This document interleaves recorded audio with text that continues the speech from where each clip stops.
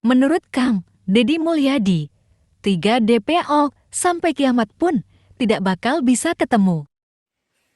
Pernyataan saya kemarin pasti banyak orang yang belum bisa memahami karena tidak bisa membaca kasus ini secara utuh. Saya menyatakan jangan lagi kita mencari 3 DPO karena sampai kiamat pun tidak akan pernah bisa ditemukan. 3 DPO itu hasil karya ilmiahnya Sudirman. Kenapa saya ngomong begitu? Pertama bahwa skenario pelaku pembunuhan dan pemerkosaan yang berjumlah 11 orang itu berawal dari kesurupannya Linda yang pada akhirnya direkam oleh kakaknya Vina dan disampaikan kepada Parudiana. Sehingga Parudiana itu memiliki asumsi bahwa anaknya dan Vina dibunuh oleh 11 orang. Yang berdampak pada penangkapan 8 orang yang hari ini mendekam di penjara. Yang 1 orang lagi sudah bebas, yaitu Saka Tatal karena usianya di bawah umur. Dari ke-8 orang itu, 7 orang berkawan, yaitu mereka yang biasa tinggal di RT dan RW yang dekat SMP 11. Kemudian 1 orang lagi, Rivaldi atau Ucil, itu dari tempat lain yang tidak mengenal terhadap ke-7 orang itu. Dan dia ditangkap sesungguhnya di Polsek karena kasus membawa senjata tajam. Senjata tajam yang dibawa itu sebenarnya mandau. Kemudian di pengadilan senjata itu dikasih nama adalah samurai. Saya nggak tahu kok para penyidik, jaksa, dan hakim tidak bisa membedakan mana samurai, mana mandau. Yang satu adalah produk Dayak Kalimantan, yang satu produk Jepang. Kemudian ketiga orang yang dinyatakan DPO itu hasil pengakuannya dari Sudirman. Nah, Sudirman itu dari sisi intelektual kita meragukan kemampuannya karena dia sekolah SD-nya saja baru lulus umur 17 tahun, tidak naiknya 4 kali. Pernyataannya saya yakin berubah-ubah. Dan itu bersifat imajinatif atau fiksi dari cara berpikirnya.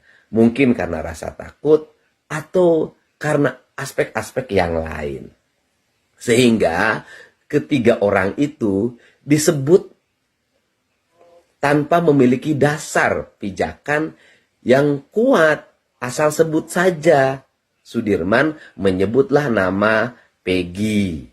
Kenapa menyebut nama Peggy? Karena mungkin dalam pikirannya ingat bahwa Peggy itu teman SD-nya. Suka bertemu. Sehingga disebut saja. Kemudian Dani dan Andi itu juga disebut. Nah ini Dani dan Andi ini kita nggak tahu siapa dia. Nah saya katakan kenapa tidak boleh lagi dicari? Karena memang tidak pernah ada peristiwa pembunuhan yang dilakukan oleh 11 orang ini, baik yang sudah ditangkap di penjara maupun yang belum, yaitu 3 DPO itu. Nah, kenapa dikatakan tidak ada? Loh, saya ini sudah mengumpulkan data, mewawancarai, terus kemudian bertanya dari hati ke hati. Karena mereka itu masuk penjara dikuatkan oleh 3 hal. 1, pengakuan spontannya Sudirman. 2, kesaksian RT Pasren dan Abdul Kahfi. 3, kesaksian dari Aep dan Dede. Nah, sehingga mereka akhirnya masuk penjara. Gara-gara ketiga faktor ini. Untuk itu, kalau ingin membebaskan 7 terpidana, maka 1. Proses hukum terhadap dugaan kesaksian palsu RT Pasren harus diproses. Yang kedua, termasuk anaknya Abdul Kahfi. Yang kedua, itu proses hukum gitu kan, atau ucapan yang dilakukan oleh Aep dan Dede itu juga harus ada proses hukumnya. Nah, kemudian yang ketiga